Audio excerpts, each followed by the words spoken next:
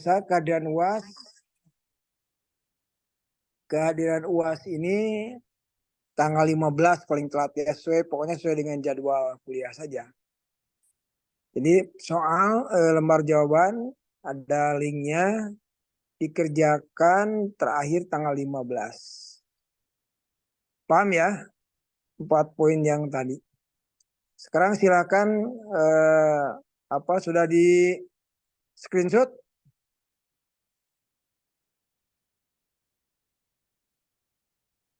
Eri Juwita sudah di screenshot belum? Sudah. Ya, oke. Silakan share screen. Eri dengan siapa? Mohon maaf Pak, sekarang kelompok 9 itu ada Airin dan ada Valen. Ya, Valen, silakan Valen. Ya.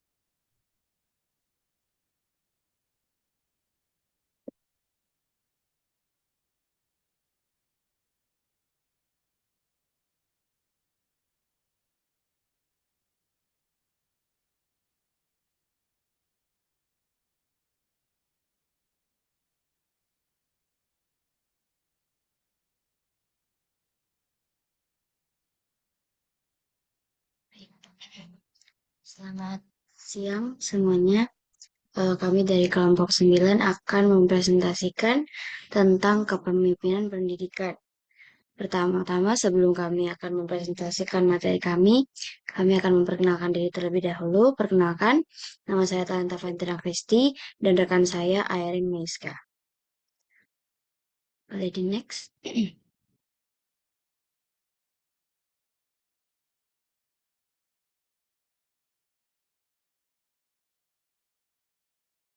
Yang pertama, tentang rumusan masalah apa saja yang akan kami bahas dalam materi hari ini, yaitu apa yang dimaksud dengan kepemimpinan pendidikan. Selanjutnya, apa saja syarat-syarat seorang pemimpin pendidikan. Ketiga, apa saja fungsi kepemimpinan pendidikan. Dan yang keempat adalah apa saja tipe-tipe kepemimpinan pendidikan. Tujuan kami dalam membuat materi ini adalah supaya dapat mengetahui maksud dari kepemimpinan pendidikan, mengetahui macam-macam fungsi kepemimpinan pendidikan, mengetahui tipe-tipe kepemimpinan pendidikan, dan mengetahui syarat-syarat seseorang menjadi pemimpin pendidikan.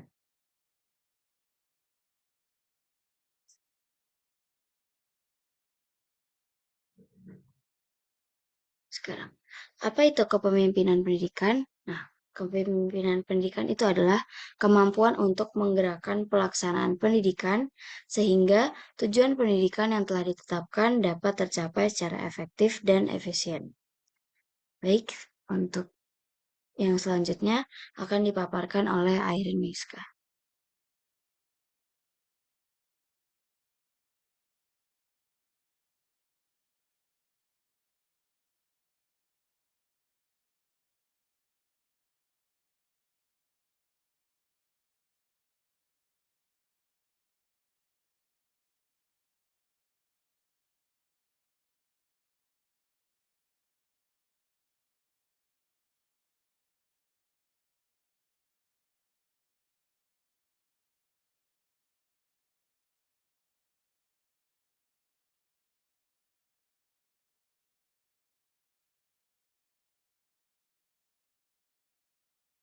Baik, saya akan melanjutkan mengenai fungsi kepemimpinan pendidikan. Untuk yang pertama, pemimpin bertanggung jawab dalam mengembangkan dan mempertahankan eksistensi organisasi. Yang kedua, pemimpin bertanggung jawab dalam mengambil keputusan bersama dengan kelompok. Yang ketiga, pemimpin membantu terciptanya suasana persaudaraan, kerjasama dengan penuh rasa kebebasan. Yang keempat, pemimpin membantu kelompok untuk mengorganisir diri, yaitu ikut serta dalam memberikan rangsangan dan bantuan kepada kelompok dalam menetapkan dan menjelaskan tujuan. Berikutnya, di sini ada tipe kepemimpinan pendidikan dibagi menjadi 4, antara lain. Yang pertama itu ada tipe otoriter. Dalam kepemimpinan yang otoriter, pemimpin bertindak sebagai diktator terhadap anggota kelompok.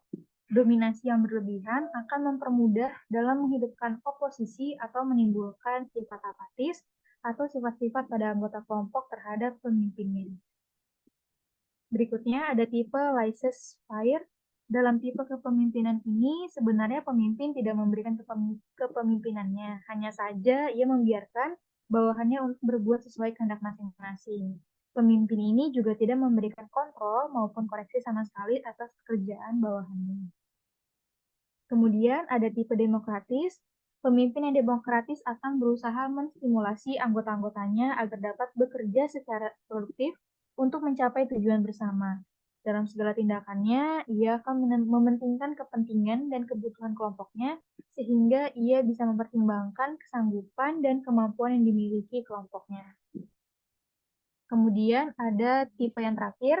Dalam tipe ini bisa juga disebut sebagai tipe demokratis semu atau manipulasi diplomatik. Pemimpin ini tampaknya saja bersifat seolah demokratis, tetapi sebenarnya dia bersikap otokratis. Misalnya, jika ia mempunyai ide, pikiran, ataupun konsep yang ingin diterapkan, maka hal tersebut akan didiskusikan, tetapi pada akhirnya situasi yang ada akan diaturnya agar konsepnya bisa terlaksana. Untuk syarat-syarat pemimpin pendidikan akan dijelaskan oleh Valen kembali. Pada Valen, dipersilakan. Oke, baik. Selanjutnya tentang syarat-syarat pemimpin pendidikan. Jadi syarat-syarat seorang pemimpin pendidikan adalah dalam memangku jabatannya, ia harus dapat melaksanakan tugas-tugasnya dan memainkan perannya sebagai pemimpin yang baik dan sukses. Maka dituntut beberapa persyaratan jasmani, rohani, dan moralitas yang baik, bahkan persyaratan sosial ekonomis yang layak pula. Sedangkan persyaratan kepribadian diri seorang pemimpin adalah yang pertama rendah hati dan sederhana, 2 bersifat suka menolong, 3 sabar dan memiliki kestabilan emosi, 4 percaya kepada diri sendiri, 5 jujur, adil dan dapat dipercaya, dan ke-6 keahlian dalam jabatannya. Nah, dari poin-poin syarat di atas ini, maka dapat disimpulkan bahwa kepemimpinan bukan hanya tentang kesanggupan atau kemampuan saja, tetapi lebih lagi keahlian serta kesediaan diri sebagai pemimpin. Sedangkan keterampilan yang harus dimiliki pemimpinnya itu adalah keterampilan dalam memimpin, keterampilan dalam hubungan insani, keterampilan dalam proses kelompok, keterampilan dalam administrasi personil, keterampilan dalam menilai.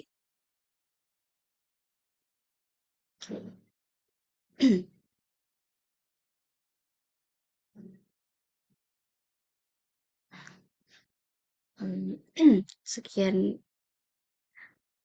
pemaparan yang telah kami sampaikan.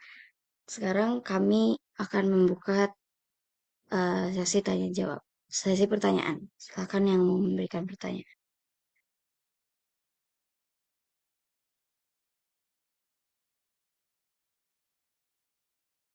Oke, boleh Teh Revina untuk menyampaikan pertanyaannya.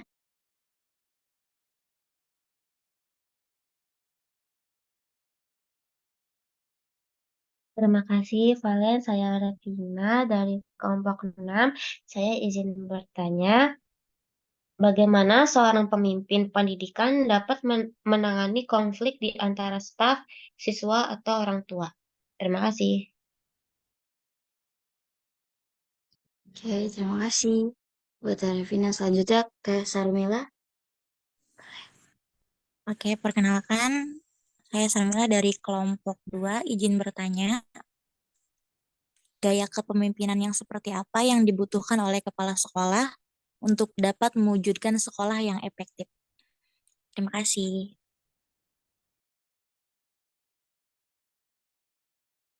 Oke, terima kasih. Selanjutnya boleh Teh Melisa. Ya, baik, terima kasih Pak Valen. Izin perkenalkan, saya Mensapi Pangesti Wijaya dari kelompok 3. Izin bertanya, apakah gaya kepemimpinan mempengaruhi tingkat kinerja guru dan tenaga kependidikan di suatu sekolah? Terima kasih. Oke, baik. Terima kasih Melisa. Selanjutnya boleh Teh Eri. Izin masuk, saya Rijuita dari kelompok 8, izin menanyakan mengenai tadi karakteristik kepemimpinan itu. Nah, bagaimana caranya supaya seorang pemimpin tersebut itu dapat memiliki si karakteristik pemimpin ini? Seperti itu. Terima kasih. Baik. Terima kasih buat pertanyaannya. Selanjutnya Teh Galuh. Ya, terima kasih. Perkenalkan, saya Galuh dari kelompok 7. Pertanyaannya, apa peran seorang pemimpin pendidikan dalam memastikan kesetaraan dan keadilan dalam pendidikan? Terima kasih. Baik, terima kasih. Selanjutnya Teh Hamdi.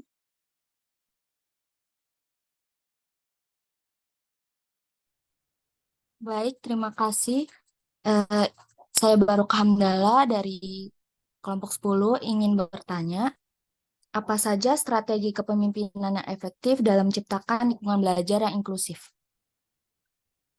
Oke, terima kasih. Selanjutnya Kang Bintang. Iya, izin masuk. Saya Bintang dari kelompok 4. Izin bertanya, apa dampak kepemimpinan pendidikan terhadap masa depan pendidikan? Terima kasih. Oke, terima kasih. Selanjutnya Teh April. Baik, terima kasih. Saya Aprilia Maharani dari kelompok 12. Izin bertanya, apa syarat-syarat untuk menjadi pemimpin di satuan pendidikan? Terima kasih. Oke, baik Teh April. Terima kasih. Selanjutnya Teh Putri. Terima kasih. Perkenalkan saya Putri Dewi dari kelompok 1. Pertanyaannya, apakah efektif jika seorang pemimpin atau kepala sekolah hanya menggunakan satu tipe saja dalam kepemimpinannya? Terima kasih.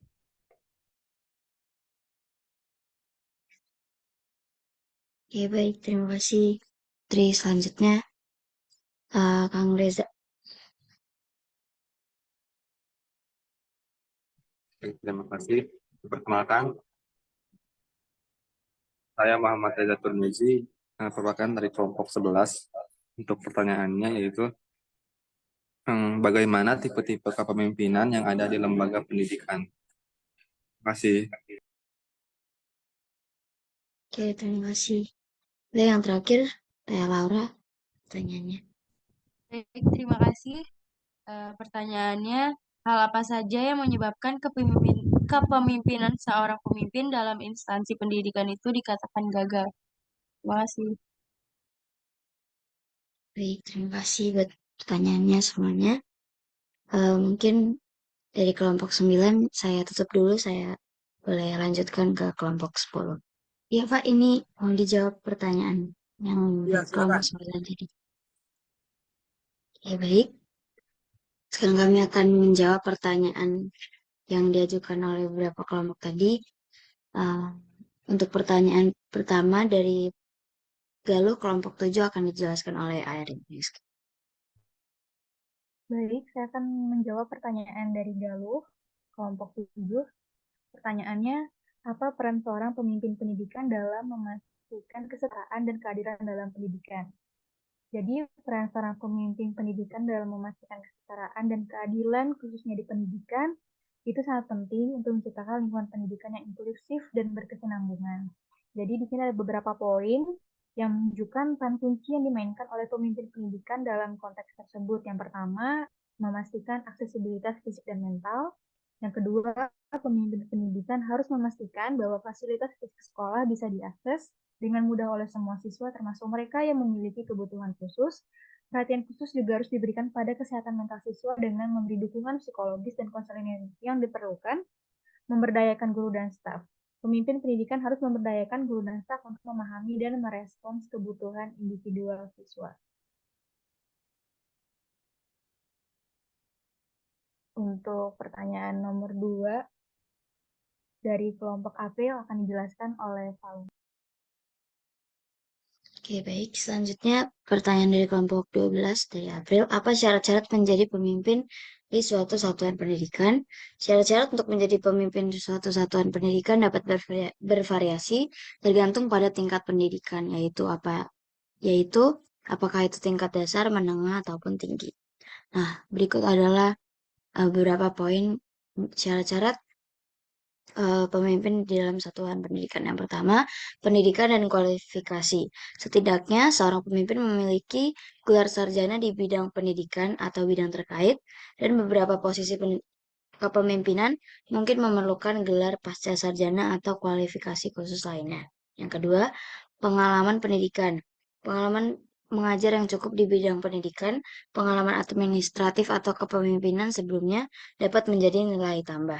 Yang ketiga, kemampuan kepemimpinan, kemampuan untuk memimpin dan menginspirasi tim pendidik dan staf administrasi, kemampuan mengambil keputusan strategis untuk meningkatkan mutu pendidikan. Yang keempat, kemampuan komunikasi verbal dan tertulis yang baik, kemudian kemampuan untuk berkomunikasi dengan berbagai pemangku kepentingan termasuk orang tua, siswa, dan staf. Yang kelima, kemampuan manajemen yang efektif dalam mengelola sumber daya, anggaran, dan proyek-proyek pendidikan. Selanjutnya pertanyaan yang ketiga, jadi dari Bintang kelompok 4 akan dijelaskan oleh Air Miska.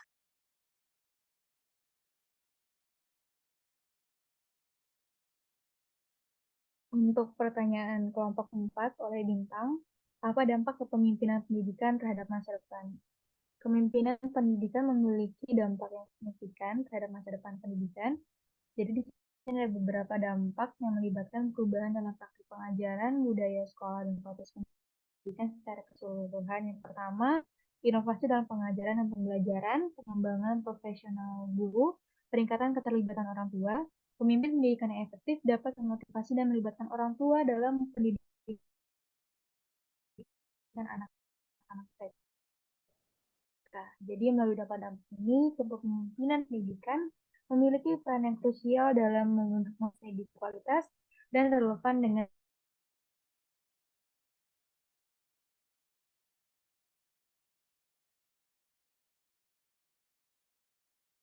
Oke, baik. Terima kasih untuk Airin yang sudah menjawab. Sekian dari kelompok kami terkait pertanyaan-pertanyaan dan jawaban yang sudah kami jawab. Terima kasih semuanya.